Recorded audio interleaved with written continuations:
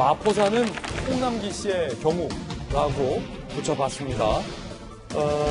국감 과정에서 야당의 김은혜 의원이 김현미 국토부 장관에게 A씨의 사연을 얘기해줬는데 그게 홍남기 부총리의 사연이었던 겁니다. 잠시 후에 그 발언 직접 들어보기로 하고요. 이른바 전세 난민이다 라는 수식어를 받고 있는 홍남기 경제부총리가 이 와중에 전세 물량이 늘었다라는 취지의 발언을 했다라고 복수의 관계자들이 전언을 해서 논란이 되고 있습니다. 함께 보시죠.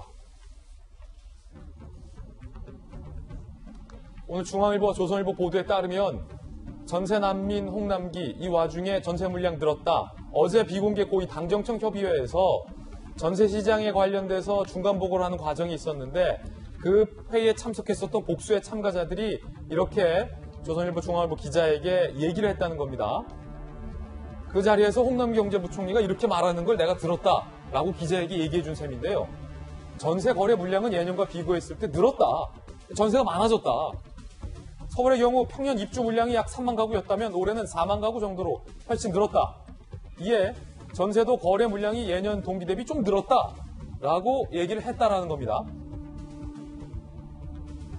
전세계약 연장 청구권 실행과 부동산 사이트 허위 매물 모니터링의 성과로 인해서 결과적으로 매물이 적어 보이는 착시 효과가 있을 수 있다라고 홍남기 경제부총리가 얘기를 했다라고 복수의 참가자들이 전언을 한 건데요. 만약에 이게 사실이라면 전세계약 연장 청구권으로 곤란한 상황을 겪고 있는 홍남기 부총리가 본인의 실정을 외면한 채 전세가 안정세를 보이고 있다라고 얘기를 한 경우가 되기 때문에 논란이 일 것으로 보입니다. 이재명 기자, 복수의 참가자들이 잘못 들은 걸 수도 있잖아요. 그렇죠. 저희가 직접 들은 게 아니기 때문에 홍남기 부총리가 어떤 취지로 어떤 얘기를 했는지 정확히는 알 수는 없죠. 다만 정부 부처에서 얘기를 한 거기 때문에 어떤 자료를 갖고 얘기했을 텐데 아직 저희가 자료를 모르는 상황에서 정확하게 홍 부총리의 의중을 알 수 없으나 일단 전언을 바탕으로 하면 고위 당정청 회의에 참석했던 참가자들은 지금 홍남기 부총리가 현재 전세 물량이 많이 안정되고 있고 그리고 또 하나 지금 많이 품귀 현상을 빚고 있다, 전세 대란이 일고 있다 이런 것들은 어떻게 보면 허위 매물 모니터링을 통해서 기본적으로 가짜 매물들을 없애다 보니까 매물이 적은 것처럼 착시 효과가 있다 이렇게 지금 보고를 했다는 겁니다. 아니 일각에서는 전세 보려고 길게 줄 서 있는 사진도 보도가 됐고 또 일각에서는 전셋집 보여주는 대가로 5만 원씩 집주인에 준다라는 사연도 보도가 된 이후잖아요. 그렇죠. 그런 사례들이 다 일반화될 수는 없겠으나 어쨌든 지금 가을 이사철을 맞아서 굉장히 전세가 부족하다 이런 건 여러 통계를 통해 나타났던 거죠. 그리고 전세값이 68주째가 1년 한 4, 5개월째 계속 상승하고 있는 것도 통계로 확인되고 있는 거죠. 그런 상황에서 이제 저희가 지난주에 논란이 됐던 전셋집을 보기 위해서 9개 팀이 기다리면서 대기하고 있는 사진도 나왔던 거고 그러다 보니까 여러 가지 지금 부작용들에 대한 보도가 계속 잇따르고 있는 건데 글쎄요, 정부의 통계와 그다음에 또 일반 민간 은행들의 통계가 좀 많이 차이가 있어 논란이 되긴 했었죠. 근데 그게 이제 결국은 우리나라에는 모든 물량을 전부 다 가지고 통계를 낼 수 없기 때문에 다 이제 샘플링을 하는 거죠. 샘플링 과정 속에서 좀 차이가 있다 보니까 어느 게 통계가 많이 틀린 얘기가 있지만 기본적으로 시장이 체감하는 전세 물량이 굉장히 부족하다 이런 건 틀림없어 보이는데 과연 어떤 근거를 했는지는 좀 앞으로 지켜봐야 될 것 같습니다.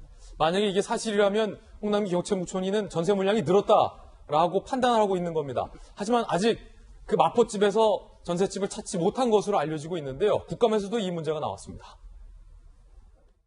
이분은 직장 근처에 새를 살았던 분입니다. A씨가 내년 초에 나가달라는 통보를 받았다고 합니다.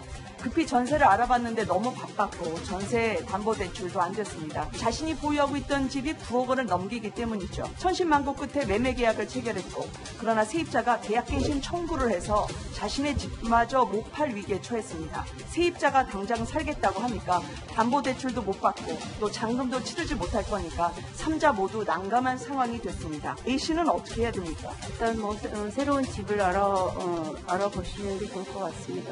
이 사연은 마포에 사시는 홍남기 씨의 사연입니다. 네, 그런 것 같습니다. 이 법의 부작용을 온몸으로 체험하신 분이 있습니다. 마포에 사는 홍남기 님입니다. 그분 만나 뵙고 속내 한번 들어보신 다음에 이상과 현실이 괴리되는 이 임대차 3법에 대해서 대안을 말씀드리기를. 네, 법이 이제 개정이 되어서 몇 달이 되지 않았습니다. 정부가 지침이나 이런 것들을 분명히 해서 혼란을 최소화할 수 있도록 그렇게 하겠습니다.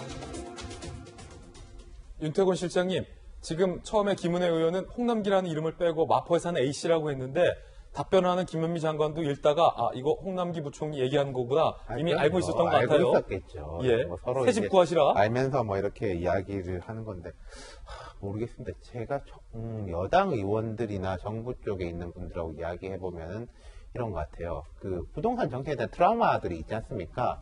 과거 참여정부 부동산 정책에 대한 트라우마 중에 하나가 이제 냉탕 온탕을 가다가 결국은 죽도 안 되고 밥도 안 됐다. 그랬기 때문에 뭔가 쭉 일관성을 가져야 된다. 이게 그 학습 효과 중에 하나인 것 같아요. 그래서 이제 일관성을 가지고 좀 강하게 나가는 기조를 풀면 안 된다. 라고 하는 건데, 그게 이제 뭐 결과적으로 2년 뒤, 3년 뒤에 뭐 어떻게 될지 누가 알겠습니까? 뭐 다들 어떤 사람들은 잘 될 거다라고 하고 어떤 사람들은 안 될 거다라고 하는데, 뭐 가봐야 아는 거죠. 근데 이게 조금 더, 그런 부분에 대해서 모르겠어요. 또 이게 결과적으로 뭐 이 말 듣고 이제 흔들렸다라고 하면 그렇게 귀가 얇아서 되냐라고 또 비판을 받는 것도 맞기 때문에 참 이 부분에 대해서 뭐라고 말을 해야 될지 모르겠는데 조금 더 말을 쉽게들 안 하셨으면 좋겠다라는 건 있어요. 예를 들어서 임대차 3법이 나오고 할 적에 뭐 윤희숙 의원 비판하고 할 때 어떤 의원은 그랬습니다.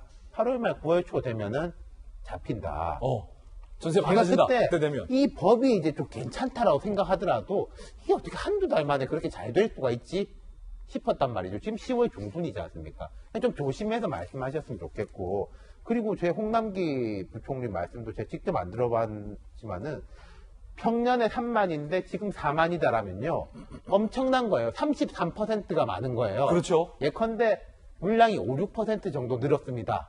라고 해도 엄청난 거거든요. 그럼 3만에 5, 6%면은 1,500, 1,600개가 이제 순증인데, 10,000개가 순증이라는 거면은, 그건 진짜 그런가? 싶단 말이에요. 예. 홍남기 부총리가 실제로 진짜 그런 말을 했는지에 대해서도 추가적인 확인이 필요해 보입니다.